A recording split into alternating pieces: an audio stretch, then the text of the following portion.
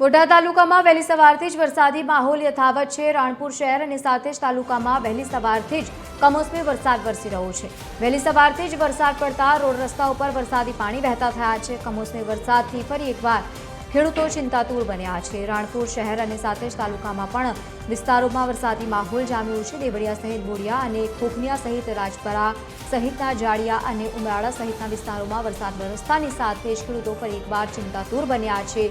જો કે હજુ પણ હવામાન વિભાગે ત્યાં વરસાદને લઈને આગાહી વ્યક્ત કરી છે।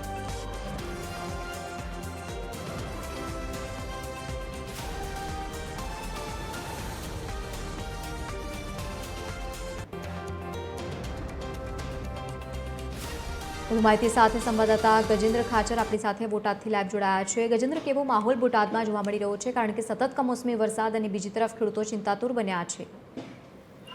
હજી ચોક્કસ જો વાત કરવામાં આવે તો બોટાદ શહેર સહિત જિલ્લામાં છેલ્લા 6 દિવસથી કમોસમી વરસાદ વરસી રહ્યો છે, જેને લઈ કહી શકાય કે જગતનો તાત ખેડૂત છે તે પાયમાલ થઈ ચૂક્યો છે। જો બોટાદ જિલ્લાની જો વાત કરવામાં આવે તો બોટાદ જિલ્લાના ગઢડા, રાણપુર, બરવાળા, પાળિયાદ સહિતના વિસ્તારોમાં કમોસમી વરસાદ પડી રહ્યો છે, જેને લઈ ખેડૂતોના કહી શકાય કે પાકમાં ખૂબ જ મોટા પાયે નુકસાન થયું છે। જો પાકની વાત કરવામાં આવે તો કપાસ, મગફળી સહિતના પાકોમાં ખૂબ જ નુકસાન થયું છે। ત્યારે કમોસમી વરસાદને લઈ કહી શકાય કે ખેડૂત હાલ તો રાતા પાણીએ રોવાનો વારો આવ્યો છે। ત્યારે કમોસમી વરસાદથી ખેડૂતોના મોટાભાગના પાકોમાં નુકસાન થયું છે। જી આભાર સમગ્ર માહિતી સાથે જોડાવા બદલ। તો જે રીતે સતત વરસાદી માહોલ જામ્યો છે તેને લઈને ખેડૂતો ચિંતાતુર બન્યા છે, પાકને નુકસાન પહોંચી રહ્યું છે।